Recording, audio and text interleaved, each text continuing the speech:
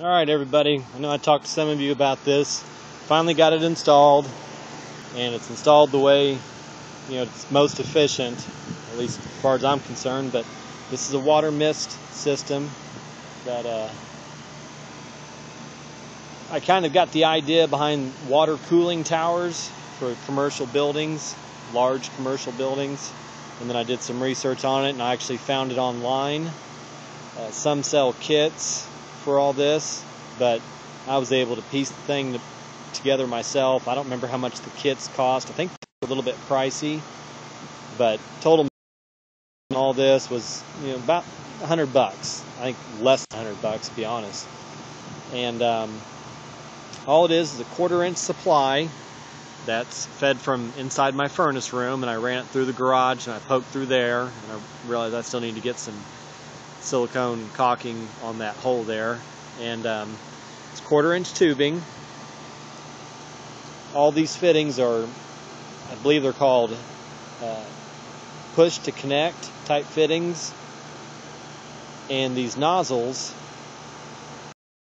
one of these T's have a nozzle on it, and they spray 0.024 gallons per minute, and there's 8 nozzles total. They spray out a very fine mist, and the overall objective here is that as the mist sprays out, it cools down the temperature around the unit about 20 to 25 degrees, which right now it's about 95, almost somewhere between 95 and 100 degrees out here. So it's cooling down the temperature around the unit, and it's making it easier for the refrigeration liquid to recover, get back into a state where it's nice and cool, and then it gets sent back inside the house. But the big savings for all this is that this is going to help extend the life of the compressor unit, which these units, as you can see right here, cost somewhere between $3,000 to $5,000. And if you can extend the life of it for another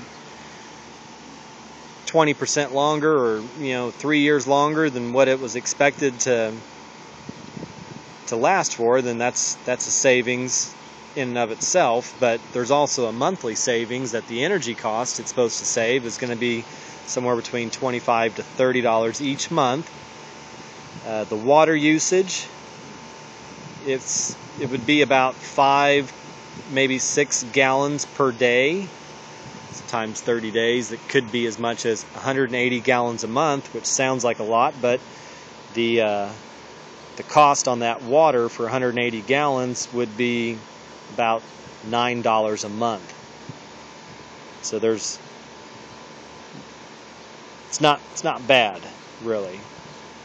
But how I connected this is that when the air conditioner activates, that's the only time that the water comes on. And I used about 100 feet of tubing. Come on, Sadie. Come on. That's our, she's actually a Sheltie, but she looks like a dingo terrier mix. The tubing runs all the garage along the wall, and it's secured up against the wall. And there's some excess tubing that I dropped back behind this refrigerator. So I say I bought a 100-foot roll, but there's about 40 feet coiled up that doesn't necessarily need to be there. But I figured why cut it? I'll just leave it the way it is. And went through an existing hole. I had a couple of electrical lines running through there. Brady. Yeah. Okay, there's the solenoid valve that controls the water going to the nozzles outside. And the only time the solenoid opens up is when the air conditioner is on. So that's a normally closed valve that I changed the wire connection down here, that when the air conditioner comes on, it charges the solenoid, which releases the water.